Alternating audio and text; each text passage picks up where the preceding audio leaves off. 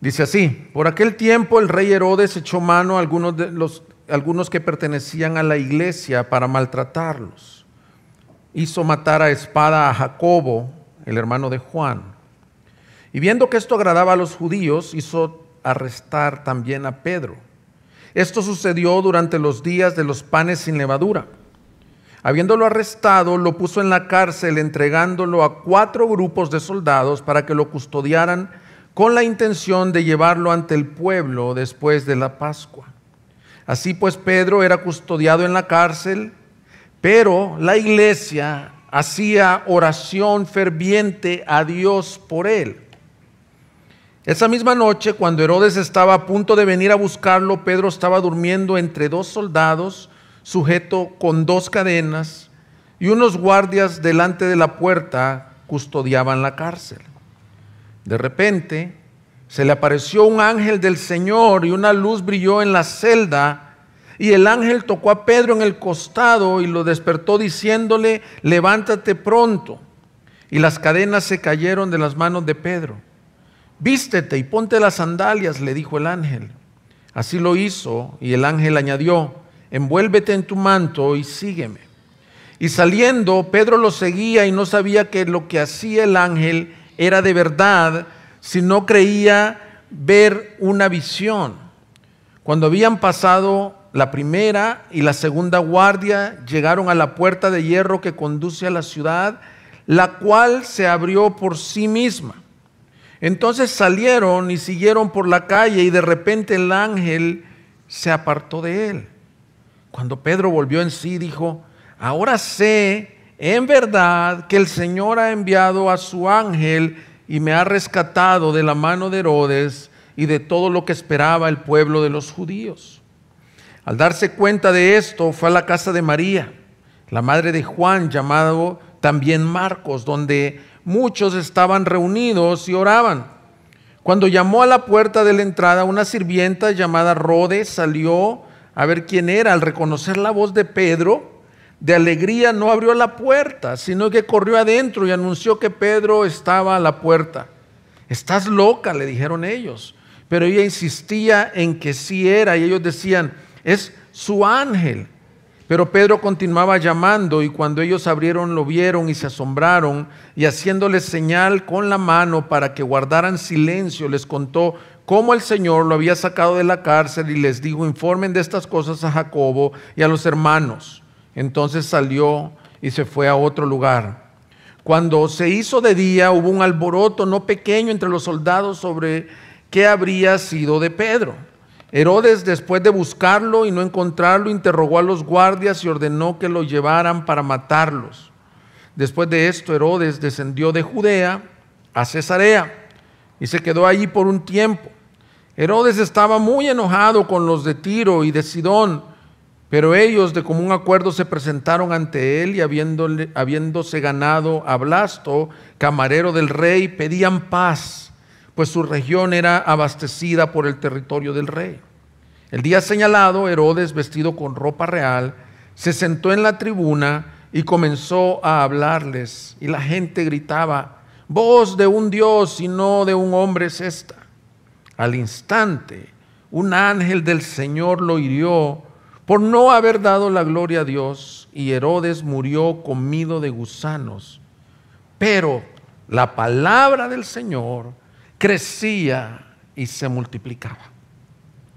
El título de nuestra serie, mis hermanos, de todo el libro de Hechos, es una iglesia que vive en el poder del Espíritu Santo. Yo creo que este pasaje ilustra lo que es vivir en el poder del Espíritu Santo. Y el título de este mensaje, mis hermanos, lo titulé: La palabra de Cristo crece en medio de la persecución. Porque Lucas termina diciéndonos el versículo 24: a pesar que mataron a Jacobo, a pesar que encarcelaron a Pedro y fue libertado por el poder del Señor a través de un ángel, a pesar de que Herodes quiso silenciar, si podemos usar ese término, el evangelio, Lucas se encarga de terminar diciéndonos: pero, versículo 24, la palabra del Señor crecía y se multiplicaba. La semana pasada vimos cómo el Señor comienza a llevar el evangelio a los gentiles, desde la semana antepasada, Cornelio, y luego la iglesia de Antioquía comienza a tomar su lugar en la historia. Comenzamos a ver a Pablo y a Bernabé, pero Lucas se quiere encargar, inspirado por el Espíritu Santo, de mostrarnos que Jerusalén, que fue la base de donde salió el evangelio, y me seréis testigos en Jerusalén, en Judea, en Samaria y hasta lo último de la tierra, esa iglesia está siendo protegida por la mano de Dios y que el Señor está con ellos a pesar que los persigan. Esa es la razón por la que está Hechos 12 ahí. Antes de ver cómo el evangelio va a salir globalmente, nos dice, no se preocupen, aunque los quieran frenar los gobernantes. Las persecuciones que habíamos tenido hasta el capítulo 11, porque habían encarcelado a Pedro, ya habían seguido a Saulo, se recuerdan, en Damasco y en Jerusalén, ya habían pedido que guardaran silencio, habían sido persecuciones religiosas mayormente de los judíos, pero esta persecución por primera vez es una persecución gubernamental o política, es decir, el gobierno estaba prohibiendo, y aunque lo vemos aquí que el pasaje dice que era para tener gracia con los mismos judíos, Herodes estaba siendo usado por Satanás para que el evangelio fuera detenido. Así que yo creo, mis hermanos, que este pasaje nos habla una verdad que debe de ser presente para nosotros como iglesia. ¿Cuál es esa verdad? Que la palabra de Cristo seguirá creciendo y el evangelio avanzando a pesar que haya persecución y oposición al evangelio. En otras palabras, Cristo vence al final de la historia. 20 siglos de persecución, porque esto es las primeras que vemos. Y a lo mejor al estar aquí en el mundo occidental, que es el hemisferio occidental, Norteamérica, Europa, nosotros pensamos al no sentir persecución o oposición que la historia de la iglesia ha sido así siempre. Es un privilegio el que tenemos de reunirnos en libertad, de decir vamos a asistir a un campamento, que ayer tuvimos hombres en la reunión, que hoy es nuestro segundo servicio, que tenemos Biblias de todos los colores, con diferentes tipos de empastados, electrónicas. Esto no ha sido la historia de toda la iglesia por los siglos, mis hermanos. Aún en la historia reciente, en la Unión Soviética comunista, en la China comunista, en los países, actualmente en los países islámicos, hay una persecución por el simple hecho de identificarte con el cristianismo. Y a lo mejor tú no lo percibes tanto, pero algunos de ustedes me han platicado de historias personales en cuanto se convirtieron a Cristo, algún familiar les quitó la palabra, te tildaron de fanático, de religioso, comenzaron a usar motes, apodos, impedir que sus hijos se relacionen con tus hijos, algún vecino te quitó la palabra por el simple hecho de comulgar con Cristo. Pero nuevamente, la palabra de Cristo seguirá creciendo a pesar de esas oposiciones. Así que veremos 3 cosas de este pasaje. Primero, la oposición al evangelio. La oposición al evangelio. Segundo, la liberación milagrosa de los siervos de Dios cuando Dios tiene propósitos. Esa liberación de Pedro es milagrosa. Y tercero, lo que veremos es la palabra de Cristo seguirá creciendo. Veamos lo primero, la oposición del evangelio. En los versículos 1 al 4 nos habla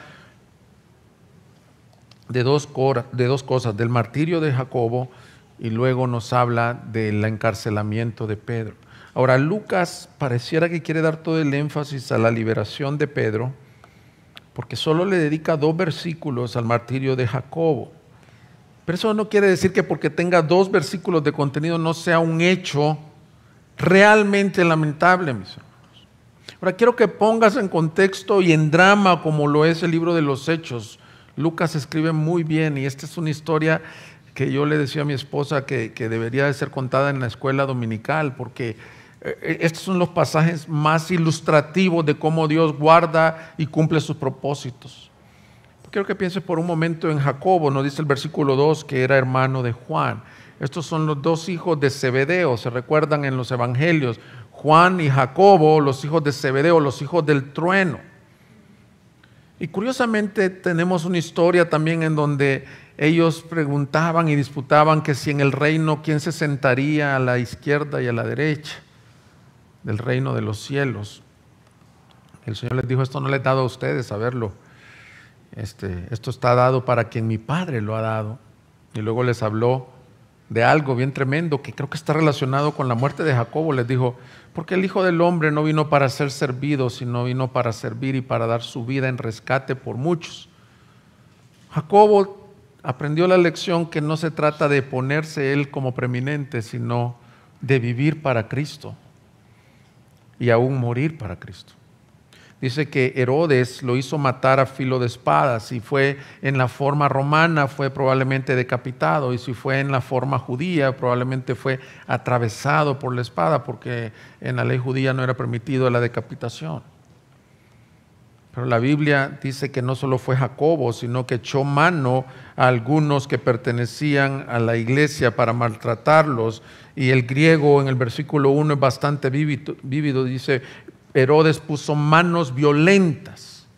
Ahora, transportemos esto a nuestro tiempo, hermanos. Qué trágico sería ver a un pastor que tú admiras, a un pastor de tu iglesia, ver lo que lo llevan junto con otros hermanos con manos violentas, y es muerto por esta simple razón, por predicar a Cristo.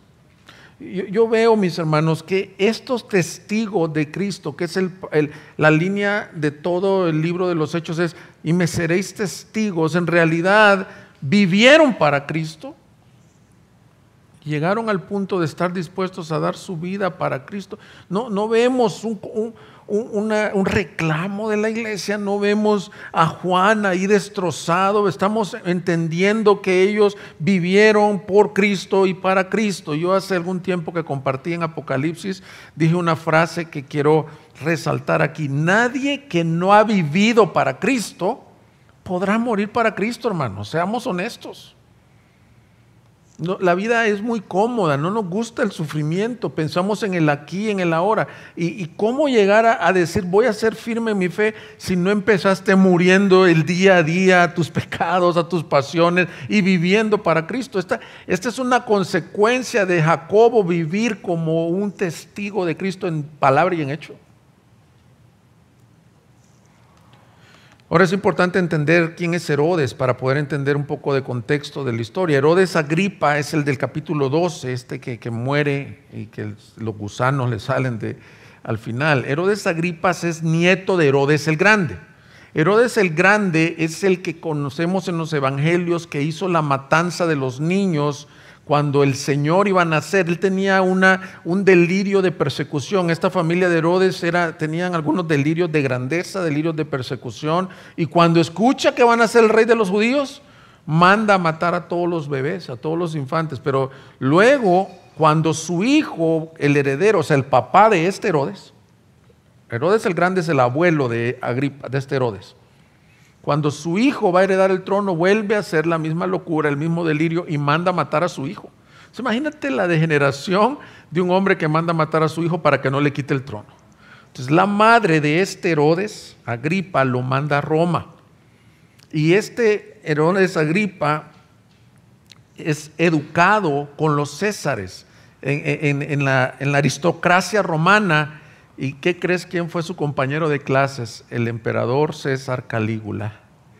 Entonces, cuando ellos ya son grandes, cerca del año 37, 39, después de Cristo, lo hacen gobernador de Judea, lo hacen gobernador de las áreas que se mencionan aquí, Sidón, Tiro, toda esta área, toda la región él era como el rey, el emperador. Y la costumbre en los Césares es que ellos se consideraban deidades también. Ahora, si no te gusta la historia y no me entendiste nada de lo que dije, no importa, lo que quiero que te enfoques es un poquito en el versículo 3. Y viendo que esto agradaba a los judíos, hizo arrestar también a Pedro. Este era un hombre obsesivo con quedar bien con la gente, con ser popular. Y por ser popular se dio cuenta que esta nueva religión o creencia, no me gusta decir religión, de los cristianos, los judíos, la perseguían y dijo, ya sé, me voy a congraciar con los judíos y voy a matar a uno de sus pastores y voy a encarcelar a otro, que siendo Pedro el principal en ese tiempo del equipo de apóstoles. Pero ¿cuál es la verdadera razón por la que Dios permite que gobernantes locos como este persigan a la iglesia? Yo creo que hay dos razones principales, mis hermanos. Tenemos que darnos cuenta que hay un espíritu anticristo. El Señor nos ha hablado por su palabra que todo lo que se opone a decir que Cristo es el Señor es un espíritu anticristo. Y estos gobernantes que están esclavizados al imperio de las tinieblas de Satanás, dice que el espíritu que en ellos opera es el espíritu de Satanás, el príncipe de la potestad del aire. Y ha habido históricamente persecuciones al pueblo de Dios. Estaba leyendo ayer una historia de mártires recientes en los años 80 en Zaire, en estos países en donde era prohibido predicar el evangelio, cómo metían a los pastores a la cárcel. Yo me pongo a pensar, hermanos, cuando leía esto, qué privilegio tenemos que venimos acá a un establecimiento con aire acondicionado, que podemos salir en libertad en una transmisión en vivo. Y oímos estos pasajes y decimos, eso está muy lejos que nos pase. Yo te quiero decir que en los postreros tiempos este espíritu de anticristo cada vez más va a ir resistiendo la iglesia.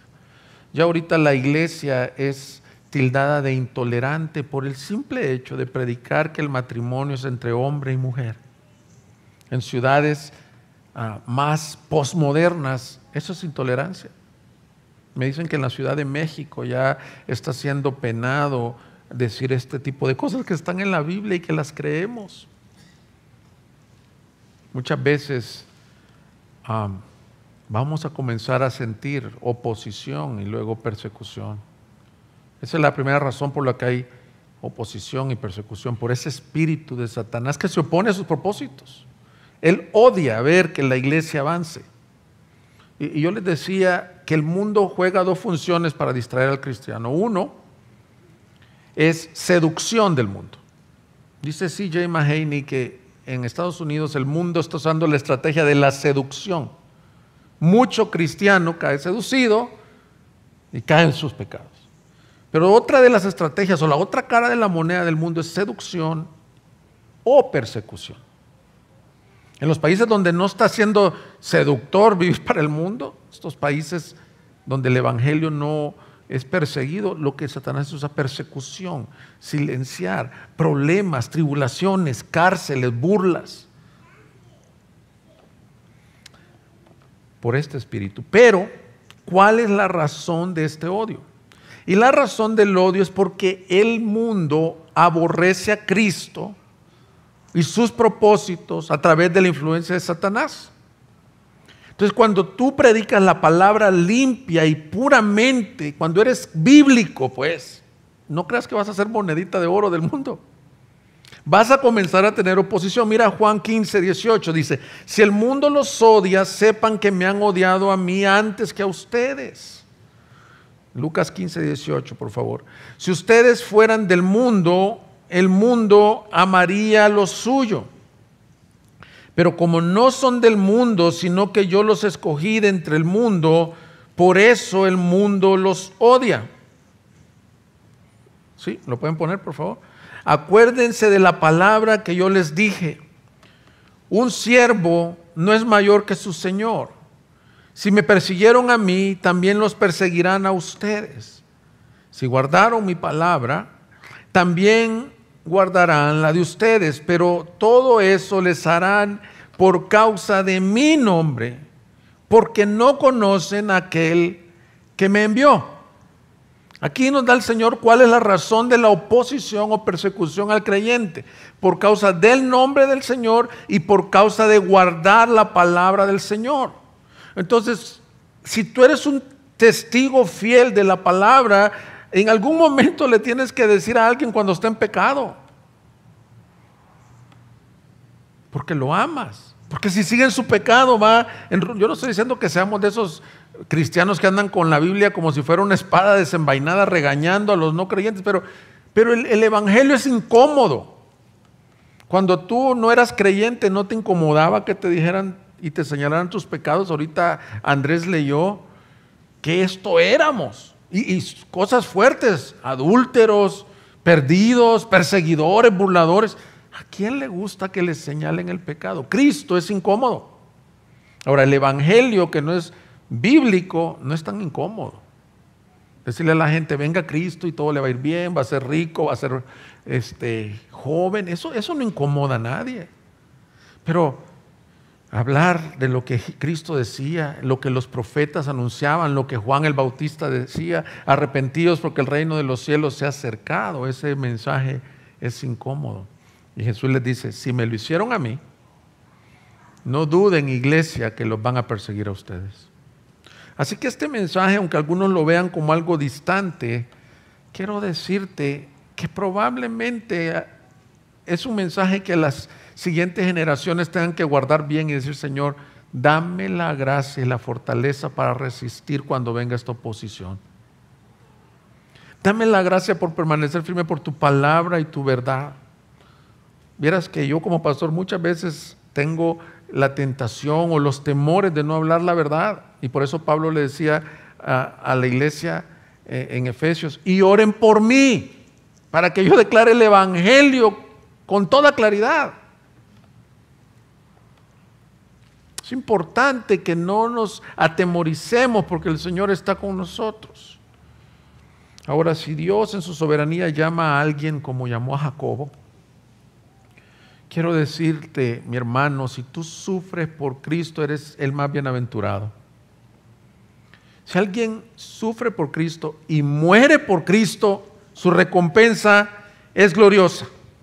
El Señor recoge a sus mártires, los ama, les dio ese privilegio en la tierra. Y tú vas a decir: ¿privilegio morir? Es un privilegio sufrir por Cristo. Dice Pablo a Timoteo en 2 de Timoteo 2, versículo 9: por el cual sufro penalidades hasta el encarcelamiento como un malhechor. Imagínate, preso como malhechor. Pero la palabra de Dios no está presa. Por tanto, todo lo soporto por amor a los escogidos, para que también ellos obtengan la salvación que está en Cristo Jesús, y con ella gloria eterna. Palabra fiel es esta: que si morimos con Él, también viviremos con Él. Si perseveramos, también reinaremos con Él. Si lo negamos, Él también nos negará.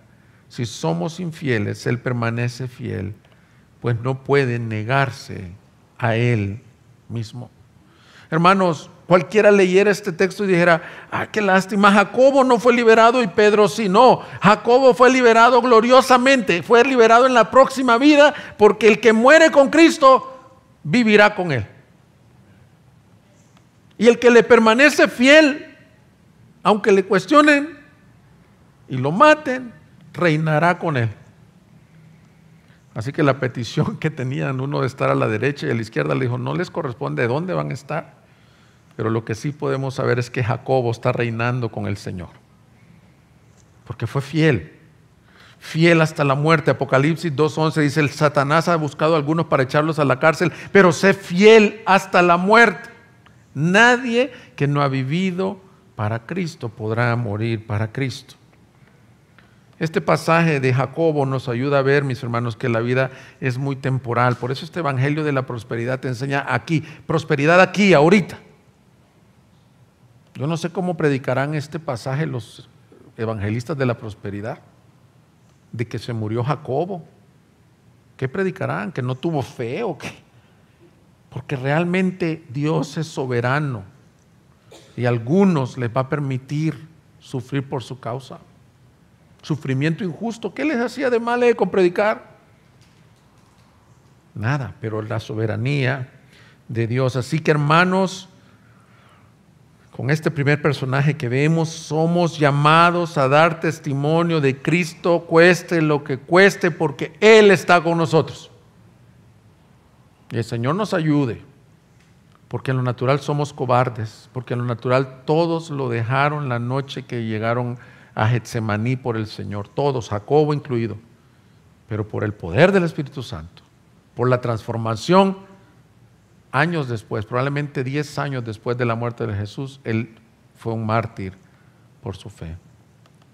Por lo segundo que vemos en este pasaje, es que el Señor liberta también a Pedro en una forma milagrosa. Y te quiero decir esto, Dios liberta también si su propósito es libertar a sus siervos. Es decir, no te va a pasar nada más de lo que el Señor permita, aún en esa tribulación, prueba que estás viviendo, si Él tiene planes para que tú sigas sirviendo como siervo aquí en la tierra.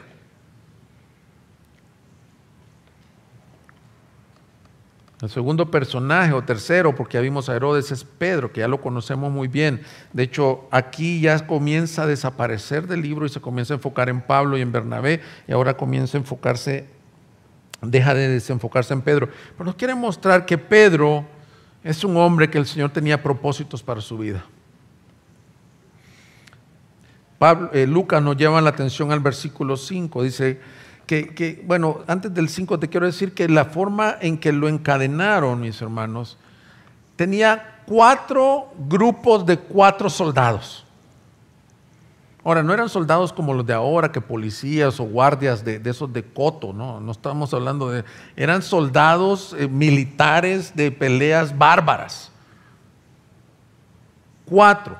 ¿No crees que Satanás ya estaba medio preocupado? No vaya a ser que hagan lo mismo que hicieron con el Nazareno. Según la teoría de Herodes y de los judíos, es que los cristianos se robaron el cuerpo de Jesús, aún estando la roca y asegurada la tumba. Por eso es que dijeron, ponle 4 grupos. Algunos comentaristas dicen cada 3 horas cambiaban el turno, el shift de los 4.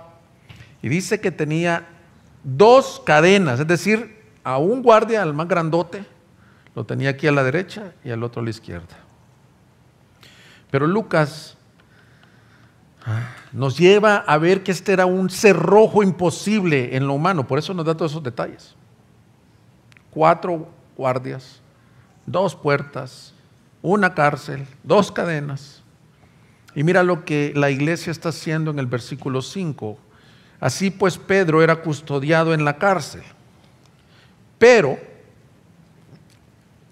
la iglesia hacía oración ferviente a Dios por él. Hermanos, este pasaje, como vimos el día miércoles en nuestra serie de la guerra espiritual, nos muestra la importancia de la oración cuando las situaciones son imposibles. O sea, yo quiero que veas lo hermoso del pasaje que nos dice 4 guardias, 2 cadenas, cerrojos. ¿Y qué estaba haciendo la iglesia? ¿Qué estaba haciendo la iglesia? Orando fervientemente. Hermanos, la oración es vital en la vida del creyente en la guerra espiritual. La intercesión, esto es una oración de intercesión en donde la iglesia está clamando a Dios por su pastor y diciendo, Señor, yo no sé qué oraban, algunos decían, líbralo, otros, Señor, si va a morir al igual que Jacobo, te pedimos que testifique a los guardias, Señor, que su familia sea consolada. No sé qué estaban orando, pero estaban orando.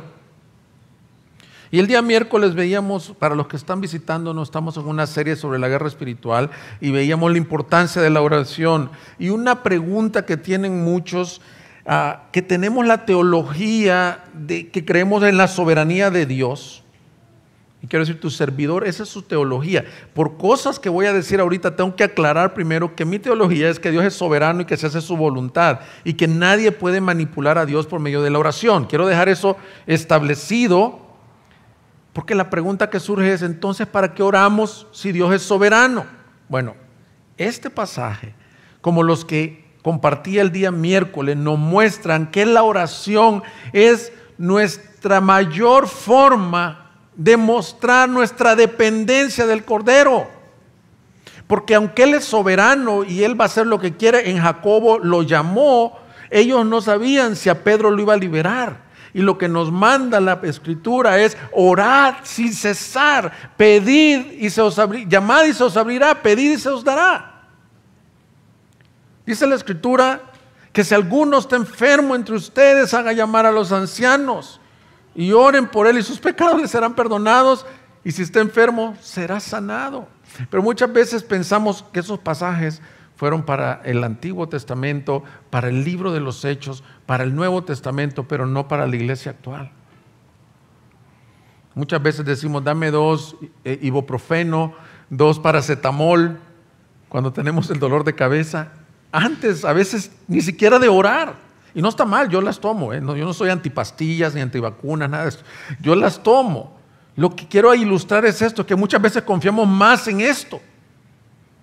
Que en una fe tan sencilla como están aquí, está orando la iglesia. Está clamando, está de rodillas.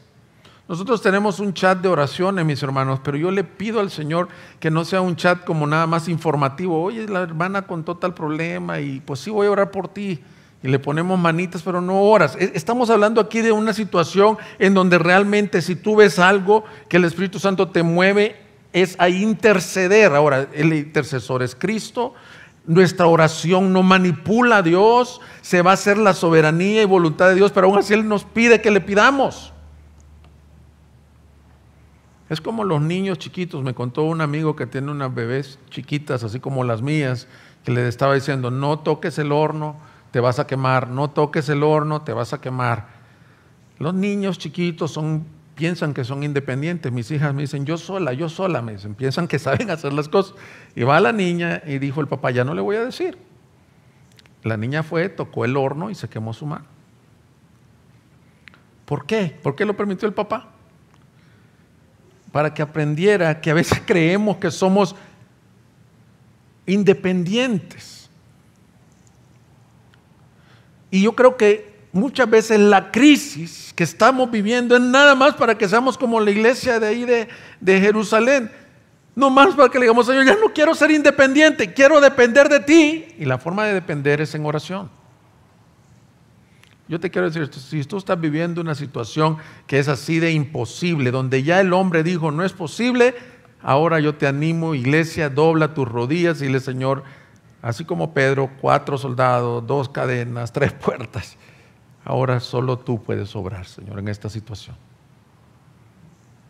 Te quiero hacer una pregunta, iglesia. ¿Tú crees que hemos creído en el mismo Dios y Espíritu Santo de Hechos 12?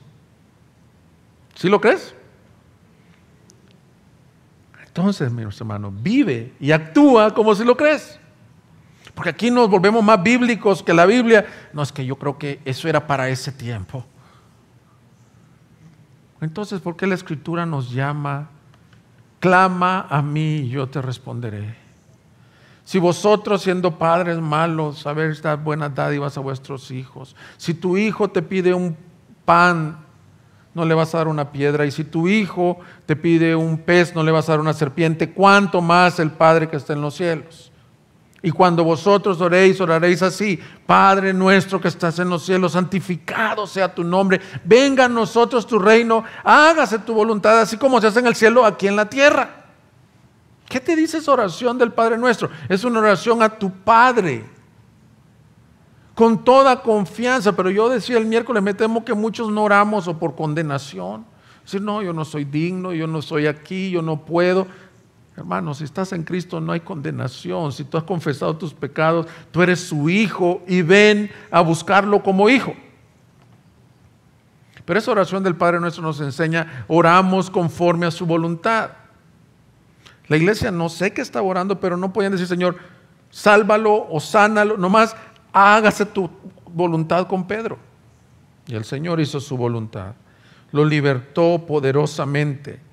La historia le pone más drama a Lucas, dice el versículo 6, esa misma noche cuando Herodes estaba a punto de venir a buscarlo, iba a venir a buscarlo porque al siguiente día era su juicio, mis hermanos. Estábamos hablando que es la semana de los panes sin levadura, probablemente esa noche es la noche de Pascua, y Pedro podría estar pensando, híjole, igual que mi Señor. El Señor fue crucificado la noche de Pascua. En Getsemaní estuvieron en los panes sin levadura igual. Pero hay algo sorprendente en esta historia, mis hermanos. Cuando venía a buscarlo, estaba durmiendo entre 2 soldados. Ahora, solo hay dos posibilidades para que estuviera durmiendo entre dos soldados, mis hermanos.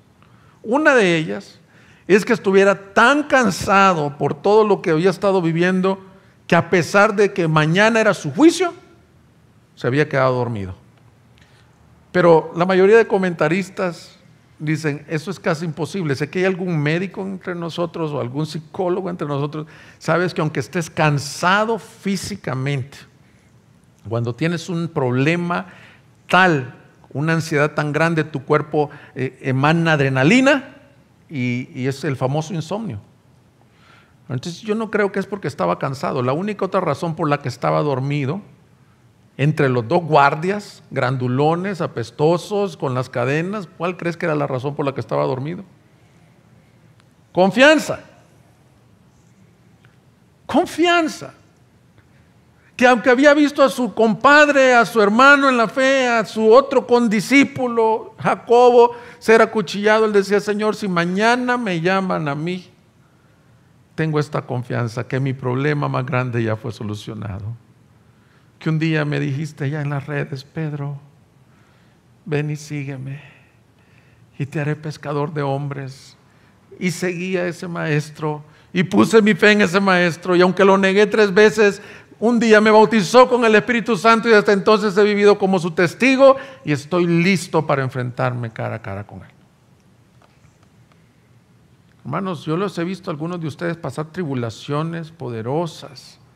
Cuando tú ves que el Señor está en su trono, que Él gobierna sobre todo, tú puedes estar reposado aún en la angustia. Aunque caigan a tu derecha 1000, a tu izquierda otros 10,000, en Él escóndete. Él es tu roca, Él es tu refugio. Pero el Señor tenía bien libertarlo porque había un propósito para él. Dice la Escritura que le envió a un ángel. Los ángeles, mis hermanos, la Escritura nos muestra que son servidores del pueblo de Dios. Bueno, son siervos de Dios, son espíritus, pero también servidores de los herederos de la fe. Muchas veces dice que hemos albergado ángeles y no nos hemos dado cuenta. Le has dado un vaso de agua a un ángel, nos ha guardado el Señor por medio de sus ángeles. A su santo ángel mandará a protegernos. Y aquí, como lo sabemos, probablemente toman forma humana. Como hemos hablado, la realidad de un mundo espiritual de huestes de maldad también es la realidad de ángeles. En una ocasión yo venía manejando en carretera, venía de predicar la palabra y la llanta del carro como que se le salieron los valeros, le decimos en El Salvador, del carro, y cuando llegamos a la gasolinera se venían sosteniendo con la pura fuerza del movimiento. Cuando llegamos a la gasolinera se botaron, ya no puedo seguir el carro. Y me dice el de la gasolinera, oiga, aquí los ángeles lo guardaron. Literalmente es el Señor muchas veces cuando tiene propósito mandándonos a guardar de muchas maneras. De muchas maneras, mis hermanos. Definitivamente Lucas quiere mostrar que fue una liberación, vamos a decir, imposible sobre imposible. ¿Para qué? Para que la gloria sea de Cristo. Dice que estaba tan dormido Pedro que llegó el ángel en el versículo 7, resplandeció el lugar. No sabemos si traía una lámpara o él mismo era resplandeciente. Los otros 2 ni cuenta se dieron, que le tocó, versículo 8, el costado. Quiero que pongas atención a esa palabra, lo tocó en el costado, porque luego la volveremos a usar. Le dijo, Pedro, levántate, vístete, ponte las sandalias, ponte la túnica, ponte la capa. Y ahí va el Pedro todo dormido, que dice la Escritura que piensa que está teniendo una visión como la que había tenido con Cornelio. Va como cuando nos despertamos en la noche, como medio sonámbulo. Qué tremenda la paz que tenía Pedro, Imagínate lo que pasa. Dice que lo tocó, cayeron las 2 cadenas. Los otros 2 se quedan dormidos. Pasan la primera guardia, la segunda guardia y llegan a la puerta que da a la ciudad. Y dice la Biblia que se abrió la puerta. Dice el versículo 10, por sí misma. Y descubrí que en el griego dice automaticón. Así que la palabra automático viene del griego automaticón. En automático se abrió. Para que quedara claro que no fue Pedro el que se escapó, ni que Herodes le pusiera 16 guardias y todas las cadenas, porque Cristo es poderoso. Y lo que aprendemos de este pasaje, que cuando Dios tiene propósito para tu vida, Él te puede libertar aún a donde el hombre ha dicho, esto es imposible. Yo no te puedo hacer una promesa de que con este mensaje, entonces ora por tu cáncer que te vas a sanar. No te puedo prometer eso, pero te puedo prometer que si Dios tiene el propósito de sanarte, no hay nada imposible para el Señor. Nada es nada.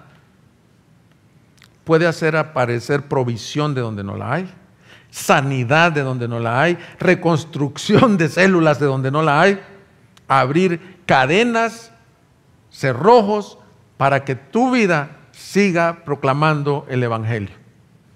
Y eso te debe dar confianza. Y no estoy predicando el Evangelio de la prosperidad, porque Jacobo decidió llamarlo. Si cualquiera que sea el resultado, este es el llamado para ti con esta historia. Confía en el Señor, que Él sabe lo mejor para ti.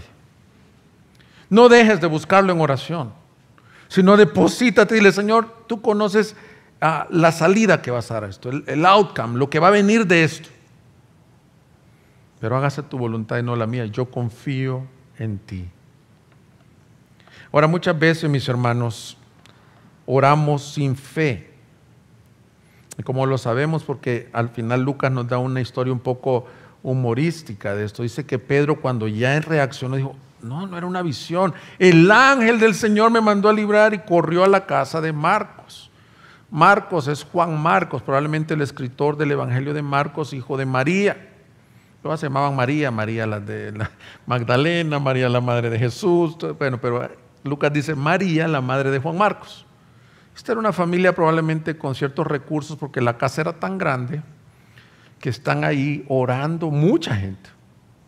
Entonces llega Pedro, él sabía que, qué hermoso como pastor saber, yo sé que va a estar haciendo mi iglesia. Están orando por nosotros. Les toca la puerta y sale una sirvienta jovencita que se llama Rode. Rode viene de una palabra griega que significa rosa. Y por cómo la trataron, parece que era jovencita, Rosita. ¿Y por qué te digo que a veces oramos sin creer? Rosita, la joven discípula Rosita o Rode, de la emoción que le reconoció la voz, no le abre la puerta y se regresa. Hermanos, ¿qué creen? Ahí está el apóstol Pedro. ¿Y qué le dijeron? Mira, Rosita, es imposible que esté el apóstol Pedro. O él está muerto, o está loca, le dijeron, o estás viendo su ángel, pensando como cuando el Señor resucitó. ¿Y sabes qué, iglesia? Yo me temo que muchas veces estamos así, que oramos, pero realmente no creemos que va a pasar las cosas. No sé, yo ya le pedí al Señor, pero como no sé si es su voluntad, como yo no me gano o no me merezco, fíjate cómo somos, como que ponemos en balanza. Tú debes de orar creyendo que Dios es bueno. Yo no sé si la respuesta va a ser positiva, pero tú debes de orar creyendo que tu Dios es bueno. Y es una batalla de fe, porque yo la mayor batalla que tengo muchas veces es con, no sé si les pasa a ustedes, con la condenación. O decir, Dios es bueno con el hermano aquel, a él le va a contestar, pero a mí. Entonces cuando ya regresa Rode y abre la puerta y los ve, le dice, hermanos, un ángel del Señor me libertó. Es como decir, iglesia, aprendamos a orar creyendo que Dios responde.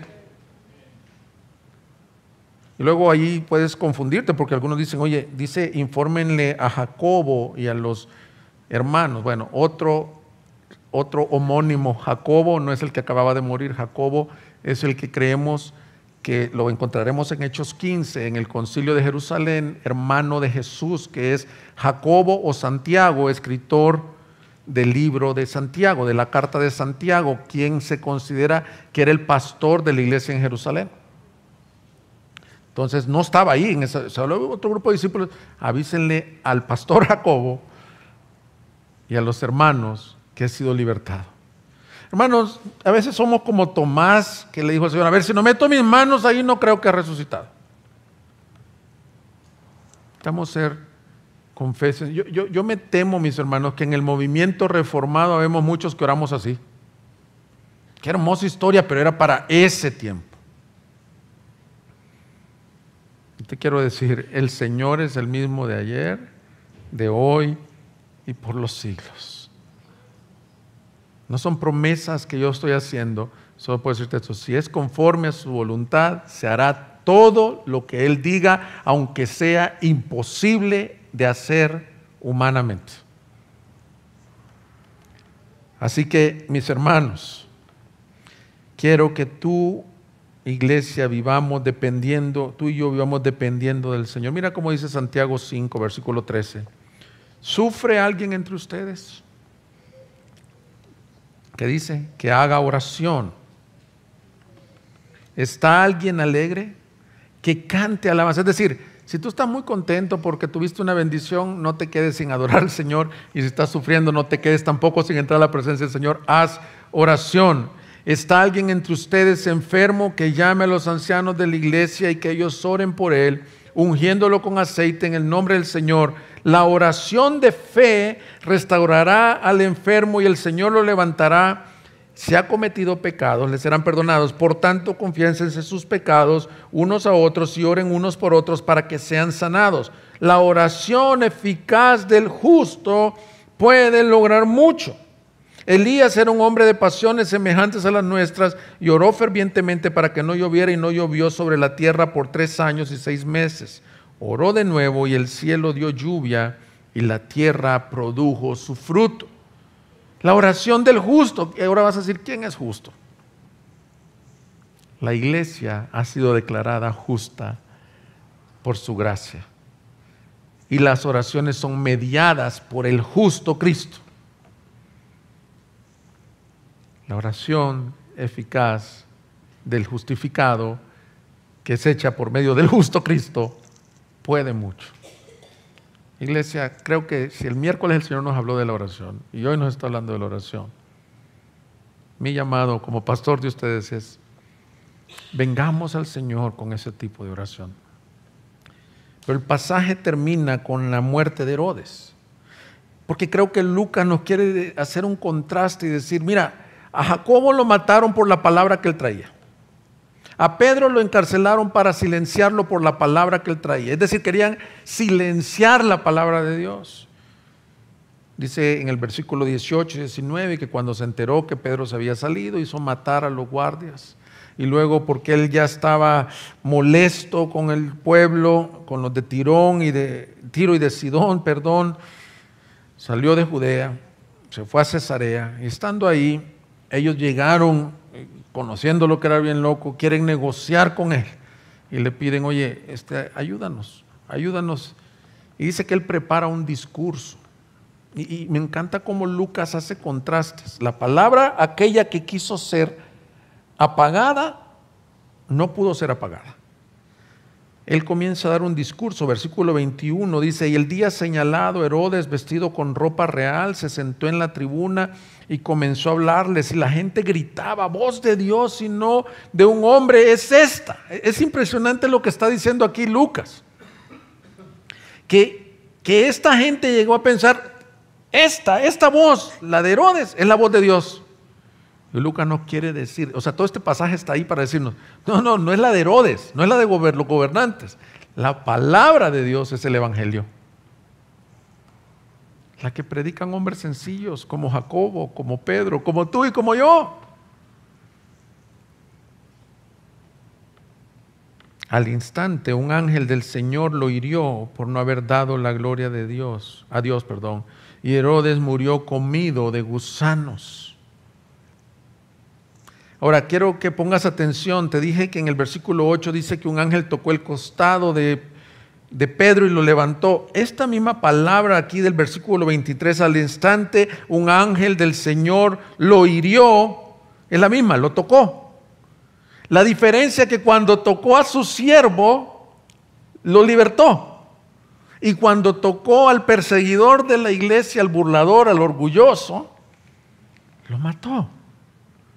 Algunos dicen, probablemente Lucas no nos dice ahí, pero hasta pudo ser el mismo ángel. Porque todos los hombres que se han creído Dios o deidad como estos, todos están igual que Herodes con sus gusanos que se los han comido. No hay ningún otro Dios aparte de Cristo, mis hermanos. Todos los demás son hombres, los autoproclamados dioses, Mahoma, Buda, Dalai Lama. Ahí están sus tumbas. Herodes, Pilato, Nerón.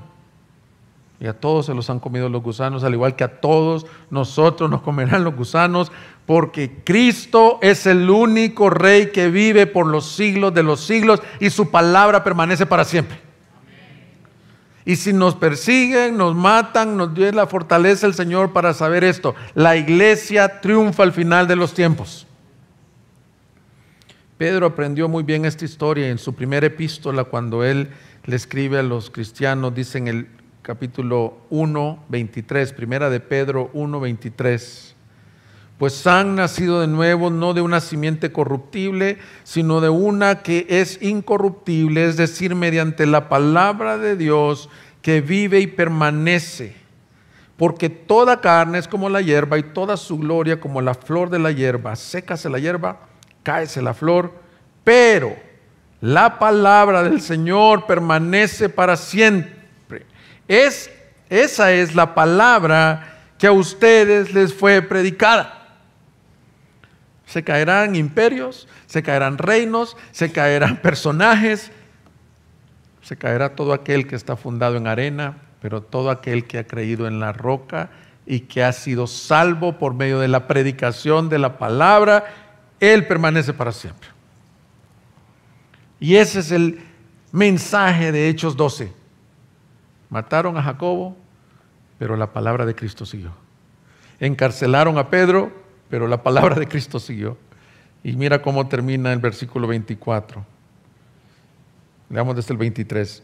Y Herodes murió comido de gusanos. Versículo 24. Pero la palabra del Señor, hay un pero, crecía y se multiplicaba. Hermanos, el imparable avance de la palabra de Dios va a seguir creciendo. Y han habido siglos, y han habido personas que han quemado las Biblias, que han decapitado cristianos, misioneros. Y el Evangelio ha seguido avanzando y ha seguido llegando a nosotros. Que el Señor, gracia soberana, nos permita ser una iglesia de la palabra. No de doctrina, no de denominación, no de costumbres, no de enseñanzas, de la palabra, porque ella vive y permanece para siempre. Pónganse de pie, vamos a orar. Búsquenos en Facebook y YouTube como Iglesia Gracia Soberana Guadalajara y visita nuestra página de internet igsg.org.mx y disfruta de este y otros mensajes. Visítanos, estamos en Avenida San Luis Gonzaga, 5114, Zapopan, Jalisco, México. Estaremos felices de recibirte.